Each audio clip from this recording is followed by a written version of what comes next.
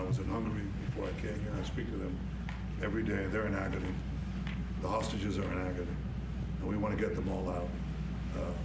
Steve Witkoff. No, this is President breaking Trump's right here. very able Netanyahu representative, helped us get a deal. is in the that White got House. 25 out. We're working now on another deal. He actually that we agrees hope with the will tariffs. He succeed. said free trade is a And we're must. committed to getting all the hostages out, but Wow. also eliminating the evil tyranny of Hamas in Gaza, and enabling the people of Gaza to freely make a choice to go wherever they want. I mean, they should have that choice.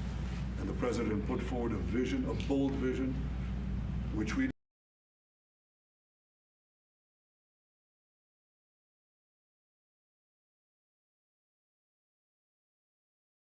discussed as well, including the countries that might be amenable and are amenable to accepting Palestinians of their free choice if they choose to go there. And I think that's the second thing that we discussed.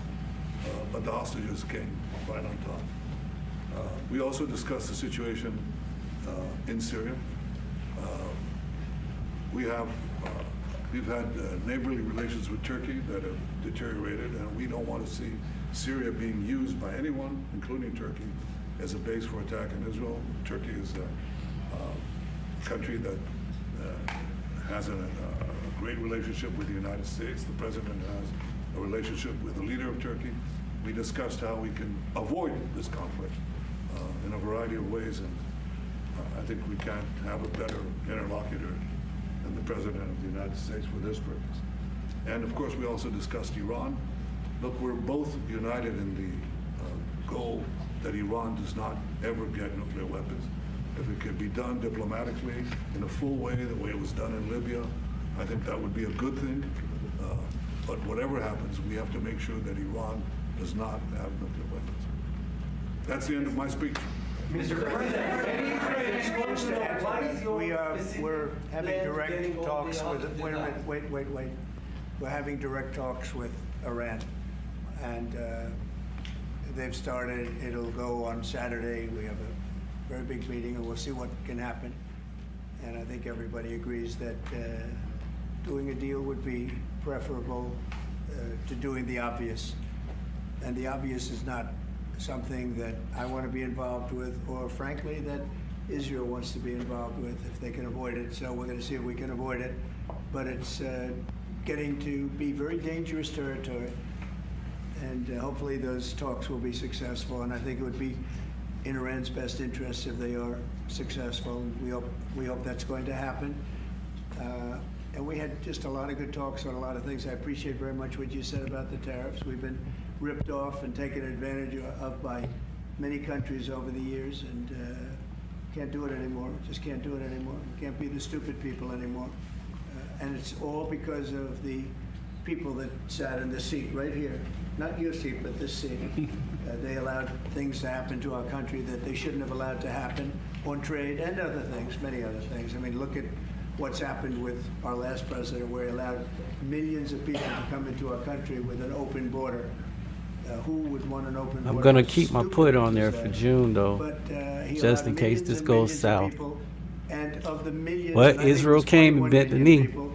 But let's say Kiss the ring, or whatever you want to serious say. criminals, serious murderers and drug dealers and gang members and people from jails. All the jails emptied out right into our country, right along the open border on Mexico, generally the Mexico. Okay, they came in from Canada too, by the way, a lot. But generally speaking, on the southern border. And what a shame it is that we are now working very hard to get them out, get the criminals out, get the murderers out, the drug dealers, the mentally insane, get them out. They dropped the mentally insane in our country too. And this was all done by the Biden administration. It's a disgrace that we have to work so hard. And then we have judges that try and protect these people, but they didn't protect us when the people were being let in. But to get them out is never easy with these people. So I think we're doing a great job. The border is the best it's ever been. It's even as strong as it was. I had a great, solid border. I think it might even be tougher right now and stronger. So people are coming into our country, but they're coming in legally. We have a legal process, and we have that moving along properly, because we need people to come into our country, but we want people that can love our country and cherish our country. So that's where we are. And with that, any questions? Mr. President, the European Union reaction to the markets today, and would you be open to a pause in tariffs to allow for negotiations? Well, we're not looking at that. We have many, many countries that are coming to negotiate deals with us, and they're going to be fair deals. And in certain cases, they're going to be paying substantial tariffs. There'll be fair deals. As you know, I spoke this morning with the Prime Minister of Japan, and we had a very good conversation. They're coming. And I said, one thing, you're going to have to open up your country, because we sold no cars, like 0 cars in Japan, and they sold millions of cars into our country. They don't really take our agriculture, a little bit of it just to keep us slightly happy, but they don't take what they're supposed to be taking. So we have a great relationship with Japan. We're going to keep it that way, but they're coming in to meet, and other countries are coming in. With China, as you know, against my statement, they put a 34% tariff on above what their ridiculous tariffs were already. And I said, if that tariff isn't removed by tomorrow at 12 o'clock, we're putting a 50% tariff on above the tariffs that we put on. So they've gone for years. They've become a rich country because of people, again, that were in the White House that allowed this to happen. Hundreds of billions of dollars a year they'd make on us on trade, and it shouldn't be that way. And I have a great relationship with President Xi. I hope it's going to stay that way. I have great respect for China. But they can't do this with just, we're going to have one shot at this, and no other president's going to do this, what I'm doing. And I'll tell you what, it's an honor to do it, because we have been just destroyed, what they've done to our system. You know, we have $36 trillion of debt for a reason. And the reason is that people allowed it to get that way. So we'll be talking to China. We'll be talking to a lot of different countries. And I think, you know, if we can make a really fair deal and a good deal for the United States, not a good deal for others. This is America first. It's now America first. And we didn't put America first. We put America last. The people that were in the Oval Office put America last, and we're not going to stand for it. Yeah.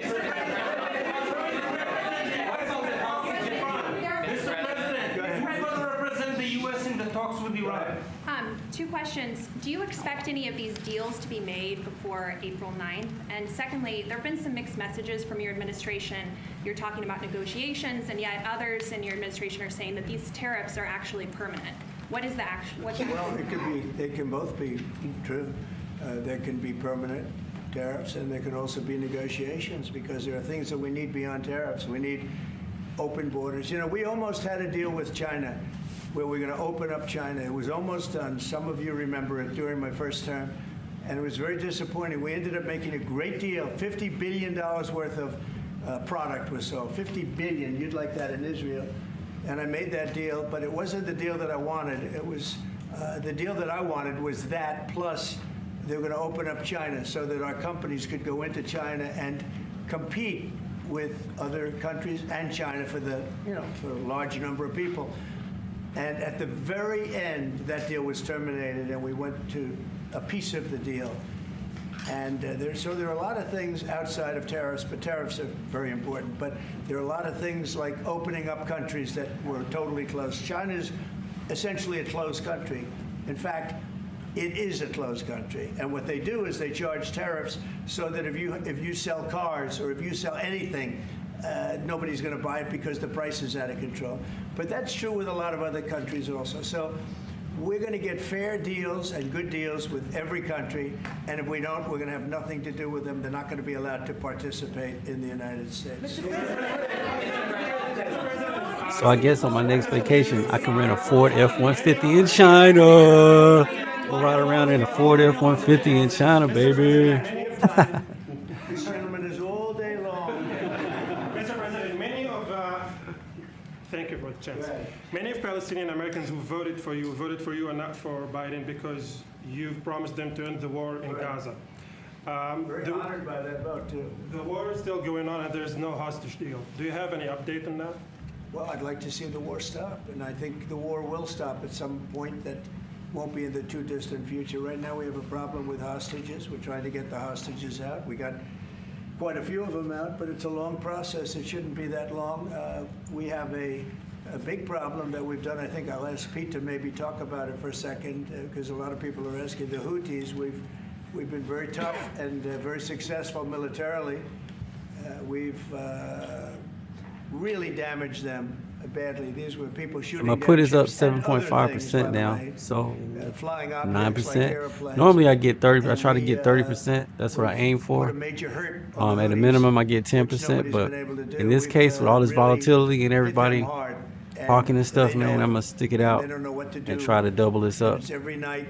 Plus, I got night after time. night, This is in June. And we've gotten many Yep. of their leaders and their experts. They're experts on missiles. I mean, they actually make missiles. Nobody thought that. But they make missiles. They're highly sophisticated and they're very tough. But they've been very badly damaged. Nobody else was able to do that but us. Pete, you want to discuss that, please? Yes, sir. It's been a bad 3 weeks for the Houthis, and it's about to get worse. It's been a devastating campaign, whether it's underground facilities, weapons manufacturing, bunkers, troops in the open, air defense assets. We are not going to relent, and it's only to get more unrelenting until the Houthis declare they will stop shooting at our ships. And we've been very clear at the Iranians as well. They should not continue to provide support to the Houthis, and that message has been made very clear. So we have a lot more options and a lot more pressure to apply, and we know, because we see the reports, how devastating this campaign has been in them, and we will not relent. We have a great military. There's no military like our military. And despite Biden having given a lot, but nevertheless a pretty small piece, but it was a lot of our military away in Afghanistan, and one of the dumbest situations, I think, and maybe the most embarrassing situation we've ever been involved in, that short period of time in Afghanistan. What a disgrace that was, but left a lot of our military behind. Left. You see them in their annual parades where they're parading trucks that are armor-plated and different things that they can't. But it's many billions of dollars we left behind.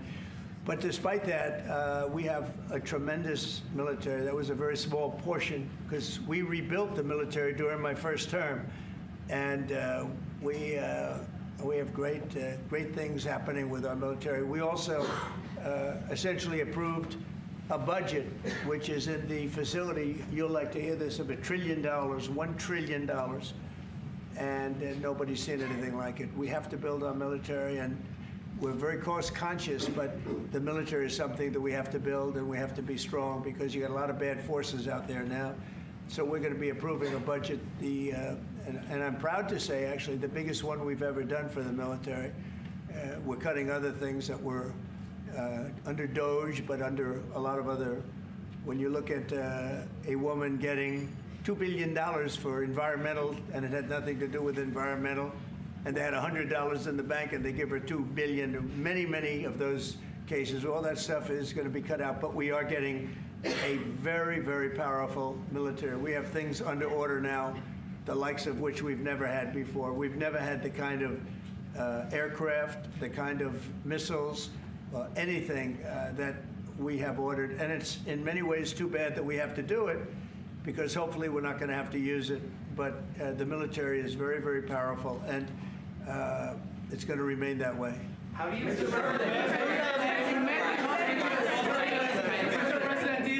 Yes, please. Thank you, Mr. President. I want to ask you about Iran, because this is the first time we hear that the U.S. is having a direct contact with the Iranians. Is it possible to give us some more information at what level the U.S. is High level, represented? very high level. Yeah. And We're dealing with the Iranians. We have a very big meeting on Saturday, and we're dealing with them directly. You know, a lot of people say, oh, maybe you're going through surrogates or you're not dealing directly, you're dealing through other countries. No, we're dealing with them directly, and maybe a deal is going to be made. That would be great. It'll be really great for Iran, I can tell you that. But hopefully, we're not going to have to get into that. We are meeting very importantly on Saturday at almost the highest level, and we'll see how it works out. Please. How do you ensure, Mr. President, that these tariffs don't drive U.S. trading partners into the hands of the Chinese? That they I'm not worried about it. I'm not worried about it. If they want to be in the hands of the U.S., they don't want to be in the hands of the Chinese. And the Chinese have turned out to be really not very good at that. People that are with us, they're with us. But we cannot be taken advantage of any longer. I used to watch these deals for years. I've been talking about it for years. You know, I've been talking about it for 35 years, how our country is being ripped off. I mean, 30 years ago it was Japan, then it was something else, then it was another group, then it was China. China's doing the best job of it, frankly. And it's just not going to happen, not going to happen. Mr. President, you said it may The EU take... has said that they have offered 0 for 0 tariffs on cars and industrial goods. Is that not enough? Well, the EU, no, it's not. The EU has been very tough over the years. I always say it was formed to really do damage to the United States in trade.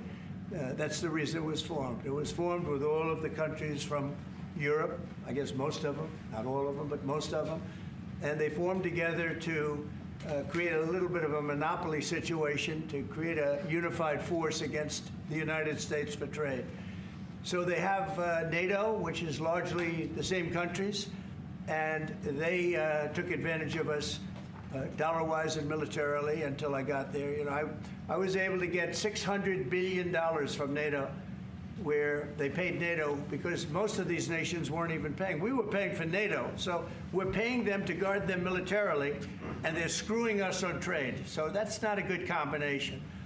So now it's really turned around. It's the opposite, and the European Union's been very bad to us. They don't take our cars, like Japan in that sense. They don't take our agricultural product. They don't take anything practically. And yet they send millions of cars in a year, Mercedes-Benz, Volkswagen, BMWs. They're sending millions and millions of cars into the U.S., but we don't have a car that's been sold to the European Union or other places, but let's go for the European Union. And it's not going to be that way. It's got to be fair and reciprocal. It's got to be fair. It's not fair. We have a deficit with the European Union of $350 billion. And it's going to disappear fast. And one of the reasons and one of the ways that that can disappear easily and quickly is they're going to have to buy our energy from us because they need it. They're going to have to buy it from us. They can buy it. We can knock off $350 billion in 1 week. They have to buy and commit to buy a like amount of energy. And we have that. You know, we have more energy than any country in the world. I don't know if you know that. He knows everything, but the one thing he may not know, we have more energy than any country in the world. We have more of every kind of energy, every form of energy, from oil and gas to coal. And people talk about, I call it beautiful, clean coal. As you know, Germany is opening up a coal plant a week. They tried the windmills and it didn't work. They tried all the other solutions and they were ready to go out of business. Now they're doing a coal plant a week. China is now up to 2 coal plants. They're opening 2 major coal plants every single week in China, all over China, and then we're not allowed to use coal. Well, we have clean, beautiful coal more than anybody else. We have oil and gas more than anybody else. We have the most energy of any country in the world, including Saudi Arabia, including everybody, by a lot. And I took it to number 1. We were number 3, and I took it to number 1 during my administration. And the reason that we were hurt so badly and the reason that we went into such incredible inflation during Biden is energy. It was also their bad spending, but energy, because they played around with this incredible thing that we had built, this administration had built, and the energy costs went through the roof. And when that went up, everything else followed. Now, if you look at what's happening, you got to see this today. I said we're going to try and get groceries down, right? An old-fashioned term, but a beautiful term. Eggs. So when I got in, the press went absolutely crazy the first week. They said, eggs have quadrupled in price. I said, I just got here. Tell me about it. And Brooke Rollins and our team did a great job, and eggs are down now 79%, and they're all over the place. And this was a problem that somebody else would have taken a long time to cure. We have energy is down. We have interest rates are down. We have groceries, meaning food is down. We have everything is down at levels that nobody ever thought possible. Energy looks like it's going to be in the $2.50 a gallon range and maybe below that for a car, so for gasoline. So we're really doing amazing. I mean, we're cutting prices because prices got so high, people couldn't live. I mean, the prices for groceries, the prices for standard groceries, standard things were going through the roof. They couldn't live. And now those prices are coming down. So call them groceries, but that's down, energy's down, and interest rates are down. Everything's down. And the interest rates, the beauty there is when we refinance debt, you know, debt's become such a big factor in this country. We're going to start paying debt off with tariffs and other things. But it's such a big factor because the interest rate's so high. Well, now that's coming way down. So our budget's going to look a lot better because interest costs are way down. And I guess I've done that.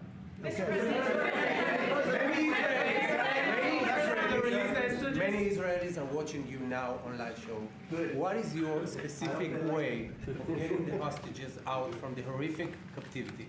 We are trying very hard to get the hostages out. We're looking at another ceasefire. We'll see what happens. But we want to get the hostages out. The Israeli people want the hostages out more than anything. They want the hostages out. This man is working very hard with us to do that. I mean, I don't know. I hope he's being appreciated because he's been a great leader. He's working very, very hard on the hostages and many other things. And there are plenty of things you have to work on. It's a tough place in the world, isn't it? I have a good partner. Yeah, you do have a good partner, and so do we. We're working very hard on the hostages. If you're going to negotiate a new deal with Iran, can you elaborate how it's going to be more effective than the JCPOA? Well, I can't really say that, but I think it'll be. I think with this press conference, maybe a this is lot going to make the stronger. market be But they were flat so happy when we for the made day. that first deal because we did get. I think with the press conference, it's going to make the market come out flat for the day, and it won't. Even though we down, but it's not going to look so bad. Here we are. We got 15 minutes left. 15 minutes left, and we'll see what he says. If the market's going to like it, or if it's not going to like it. All right, get back It's to only it. 10, but it's pretty representative. Did the Hamas show any signs of like help or liking you?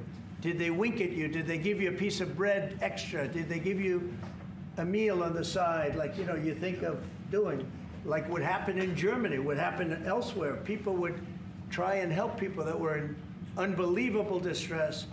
They said no. I said all of them. I said, did they ever wink at you like you'll be okay? You're going to be okay? No, they didn't do that. They'd slap us. The hatred is unbelievable. And the lives, they lived in a pipe, not really a tunnel, it was a pipe. And they always thought they were suffocating, they were going to suffocate. And then they'd open up the pipe and it was like 3.5 feet high. This isn't, we hear tunnels is bad, but pipes are worse. And the stories I heard were incredible. But I just said, was there any sign of potential love or affection? And there were none whatsoever. It was amazing to me. There was nothing like, here, take this, it's a little extra meal or something. They lived like hell. I don't know. They were amazing to me because they seemed to be pretty normal. They weren't scarred, but I guarantee underneath they have to be scarred. And one was there for 356 days. Another was there for about 180 days, a long time. These are people that have been really, really horribly treated. I've never seen anything like it, actually. I was very surprised to hear the answer. Thank you, Mr. President. Are there 2 or 3 countries that are on your list that you feel are farther along in getting their tariffs lowered? I think there are many that want to get rid of tariffs right now. European Union, I mean, as badly as they've treated us, they've brought their car tariffs essentially off. I guess they brought it down to 2.5, and I hear maybe to nothing. But it's not only tariffs, it's non-monetary tariffs. It's tariffs where they put things on that make it impossible for you to sell a car. It's not a money thing. They make it so difficult, the standards and the tests. They drop a bowling ball on the top of your car from 20 feet up in the air, and if there's a little dent, they say, no, I'm sorry, your car doesn't qualify. When the same car from Germany or anything would dent likewise, unless you can have an army tank, it's going to dent. So they come up with rules and regulations that are just designed for one reason, that you can't sell your product in those countries. So the market didn't like what he just said just now. We're down now 38%, 39%. Well, 39 points. Yeah. Yeah. I don't even think they're going to be able to cut interest rates either. That's what they want, but we're already low. So it's kind of like playing chicken. And I don't think the Fed's going to give. We'll see, though. Stay tuned. I'm here for all the smoke, though. I wish I had more money, man, to deploy, but I put in all I can put in at the moment. I'm done. So we'll see how it goes. And ours is much higher relatively. And so it makes it very hard. I speak to a lot of companies that do business, tractor companies, and they say it's so hard to sell because what they've done is they've lowered the yen or they've lowered the yuan or they've lowered their currency so that it's very hard to compete. We don't want that either. So we have a lot of things that we're talking about, but we're going to fix it properly, and it's going to be fair to everybody. And in the end, I think we're going to have a world that does a lot better, but they have to respect the United States. And nobody but me would do this. Nobody but me would do this. It would be nice to serve, a nice, easy term. But we have an opportunity to change the fabric of our country. We have an opportunity to reset the table on trade. We lose billions of dollars. We lose close to $2 trillion a year on trade. We lose $1 trillion a year to China. $1 trillion. We lose hundreds of billions of dollars a year on trade to China. We lose hundreds of billions of dollars overall, probably close to $2 trillion. Why would we do that? Number one, why would we do that? And then you have to say, is it sustainable? Then you hear about all of the people that say, well, deficits. If we have a deficit with the country, or if the country has a big surplus with us, like China has a massive surplus, that they take and they spend on their military. Well, we don't want that. I don't want them to take $500, $600 billion a year and spend it on their military. I don't want them spending money on their military. And I shouldn't have to spend money. We shouldn't have to spend it either. Because, hopefully, and I said this to President Xi, hopefully it's money that we're never going to use. In other words, because we're not going to use those incredible weapons that we have and that they have. We don't want that. So it's going to be very interesting. It's the only chance our country will have to reset the table. Because no other president would be willing to do what I'm doing or to even go through it. Now, I don't mind going through it because I see a beautiful picture at the end. But we are making tremendous progress with a lot of countries, and the countries that really took advantage of us are now saying, please negotiate. You know why? Because they're getting beaten badly because of what's happening. They're getting beaten badly. They're being devalued as countries. But it's the only chance we're going to have to reset the table on trade. And when we do, we're going to come out unbelievably well. We're going to have a strong country economically again. And we're going to have those factories that are empty all over the United States. We've lost 90,000 plants and factories. Think of this, 90,000, you wouldn't think it's possible, 90,000 plants and factories since NAFTA, which was, by the way, the worst trade deal ever What's crazy about this by any is, let country me turn this with down. NAFTA. What's crazy about this is all this stuff, as far as the plants going overseas, that's stuff they did back in the 80s and the 90s. That's NAFTA, North American Free Trade Agreement. So this is a direct result 30 years later of what our government chose to do. Now, I mean, DJT, he got a point, but I don't think the jobs that come back, I mean, I don't see Americans, the way we are, our mentality, like doing the same labor that Chinese people do. Definitely not for the money. So, we'll see how it goes.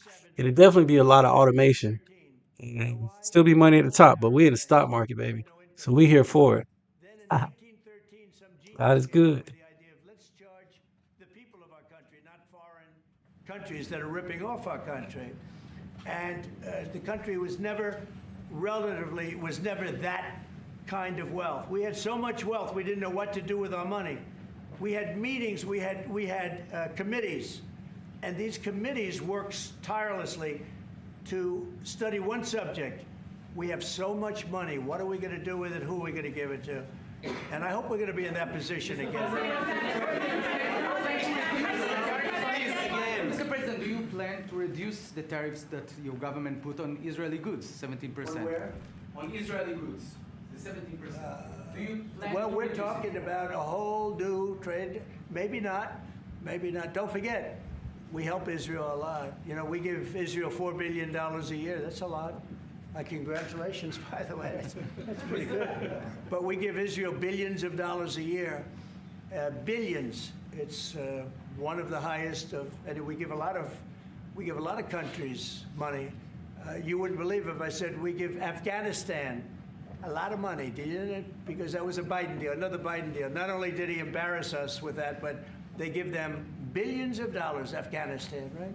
So, but no, we take good care of our friends, and we don't take care of our enemies. We're not taking care of our enemies anymore, but we do take care of our friends. Mr. Berman from the Times of Israel. The IDF is fighting again in the Gaza Strip. I myself might be called up in a month. Do you think that's the way to pressure Hamas to get to a deal? And do you think blocking humanitarian aid is also an effective pressure tactic? Well, you know how I feel about the Gaza Strip. I think it's an incredible piece of important real estate, and I think it's something that we would be involved in, but you know, having a peace force like the United States there, controlling and owning the Gaza Strip would be a good thing. Because right now, all it is for years and years, all I hear about is killing and Hamas and problems. And if you take the people, the Palestinians, and move them around to different countries, and you have plenty of countries that will do that, and you really have a freedom zone. You call it the freedom zone, a free zone, a zone where people aren't going to be killed every day. That's a hell of a place. It's a, you know what I call it, a great location that nobody wants to live in, because they really don't. And when they had when they have good living, real living, where Hamas and all of the problems they have, the level of death on the Gaza Strip is just incredible. And I've said it. I don't understand why Israel ever gave it up. Israel owned it. It wasn't this man, so I can say it. He wouldn't have given it up. I know him very well. There's no way. They took oceanfront property and they gave it to people for peace. How did that work out? Not good. Is the immigration, sorry, Mr. President, is the immigration plan still on the agenda? Which immigration? From Gaza. From Gaza. All it is a concept that I had that I think is good, and now people are copying it. You know, maybe do you want to tell? People are talking about the Trump plan. Gee, why don't we do that? Would you like to answer that question? I think what the president talked about is, first of all, to give people a choice. You know, Gazans were closed in. And any other place, including in arenas of battle, I mean, whether it's Ukraine or Syria or any other place, people could leave. Gaza was the only place where they locked them in. We didn't lock them in. They're locked in. And what is wrong with giving people a choice? Now, we've been talking, including over lunch, about some countries, I won't go into them right now, that are saying, you know, if Gazans want to leave, we want to take them in. And I think this is the right thing to do. If you give, you know, it's going to take years to rebuild Gaza. In the meantime, people can have an option. The president has a vision. Countries are responding to that vision. We're working on it. I hope we'll have good news for you. I will say people really do love that vision. It's a long-term vision, but so importantly is to have that be a safe field, because you're right smack in the middle of the Middle East. You're right along Israel. It should have never, ever been given away. It shouldn't have been given away by Israel. I don't know why they did it. I mean, I do know why, because they were promised peace, but that didn't work out too well, because it's one of the most dangerous pieces of land anywhere in the world. Gaza is one of the most dangerous places in the world. So they gave it away for a good intention, and it didn't work out that way. And a lot of people like my concept, but you know, there are other concepts that I like too. And there are some concepts I don't like. You know what I don't like? The way it is now. Because right now it's a dangerous death trap, Gaza. Yeah. Thank you, sir. Can you talk a little bit about your potential meeting with Vladimir Putin? Do you still plan to meet with him? Could that happen in Saudi Arabia? And maybe you could elaborate as well a little bit on not providing tariffs on Russia, sir. So the reason we're not talking about tariffs with Russia is because we're not doing business essentially with Russia, because they're in a war. And I'm not happy about what's going on with with the bombing, because they're bombing like crazy right now. They're bombing. I don't know what's happening there. That's not a good situation. So we're meeting with Russia. We're meeting with Ukraine. And we're getting sort of close. But I'm not happy with all the bombing that's going on the last week or so. Horrible. It's a horrible thing. It's a horrible thing. Can countries negotiate to get below 10%? In terms of tariffs? In terms of tariffs, yes. Look, we've been ripped off and taken advantage of for 40, 50, 60 years. And the reason we got ripped off and the way they did it was tariffs. They would charge tariffs, massive numbers of dollars. And when you look at China, when I took over, it was at $507 billion they were making. I call it making. A lot of people say, oh, it doesn't mean anything. Having a surplus means a lot, in my opinion. It's almost like a profit or loss statement. And when I took over, it was $507 billion that China was, this is originally, first term. And we were very, very tough on them because they were taking that money and they were building a military with it.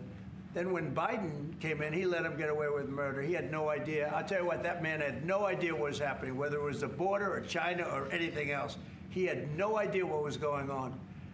And they went wild. China went wild. And the money they make is ridiculous, okay? It's just not gonna happen. And hopefully we'll get along with China. If we do, that's great. And if we don't, that's okay too. But we can't let that continue because that's an abuse. They abused the poor people that sat in the seat. That poor Biden, he was abused by them. They took advantage of him. And I'm surprised, you know, they have smart people. They were radical left lunatics, but they're smart. I'm surprised they'd allow that to take, you know, to happen. But we are going to bring great trade, and we're going to be fair to other countries. And I will say this, virtually every country wants to negotiate. If I didn't do what I did over the last couple of weeks, you wouldn't have anybody wants to negotiate. We would have gone to these countries, you want to talk? And they were, well, we don't want to talk. Now they're coming to us. They're offering things like even Bibi, and this is unrelated because it's a different kind of a relationship, but he started off our conversation today that he's cutting all of the tariffs, he's cutting everything, he's going to get down to a free base, he's going to do things that, in all fairness, other countries, if they said that, would have never even thought about doing it. Now they're offering things to us that we would have never even thought of asking them for because they're experiencing a lot of hurt. And the hurt is that they've taken advantage of us and we finally fought back. Tariffs will make this country very rich. We're rich anyway, but we're rich in a certain way. We have $36 trillion in debt. I want to get rid of it. And we can do it quickly with proper deals. So when countries don't allow us to sell our product, but we allow them to sell their product, when they charge us massive amounts of money for the privilege of going into their country, those days are over. Okay. Yeah, go ahead. Me? Sir? Me? Yeah. Thank you, Mr. President. On Iran, two questions, please. First, if you can give us more details about where the meeting on Saturday is going to take place. I can't tell you that. I can just tell you there's a major meeting going on between us and Iran, and that'll take place on Saturday, and it's at top level. And the second question about this. A lot of people think that those talks are not going to lead anywhere because the Iranians will never give up. Sure. I think that's a possibility too. If diplomacy fails, is the United States, under your leadership, ready to take military action to destroy the Iranian nuclear program and remove this threat? I think if the talks aren't successful with Iran, I think Iran is going to be in great danger. And I hate to say it. Come on, man. Why would he ask that question, yo? You know, he trying to get DJT to show his hand. He's trying to get DJT to show his hand. It is what it is, what we do.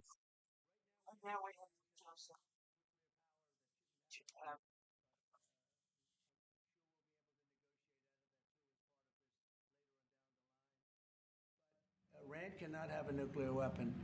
And if the talks aren't successful, I actually think it'll be a very bad day for Iran if that's the case. Yeah. Mr. President, on manufacturing, Mr. President. Mr. President, was October 7th the death blow of the two-state solution, and would you consider classifying the Palestinian Authority as a terrorist organization for its continued pay-for-slay terror financing payments? So October 7th was a horrible day that some people, they deny it. Now, I can't believe they deny it from the standpoint of it. They do it because they think it's good politically. But I've seen the tapes. I've seen things that you don't want to see. October 7th was a All right, the horrible market's day, and closed. go down as Market's one of the closed. really Let's see what do we do. What do we bad do? days Let's see. Turn in the this history down. of the Turn this world. down. We are ending the day, huh?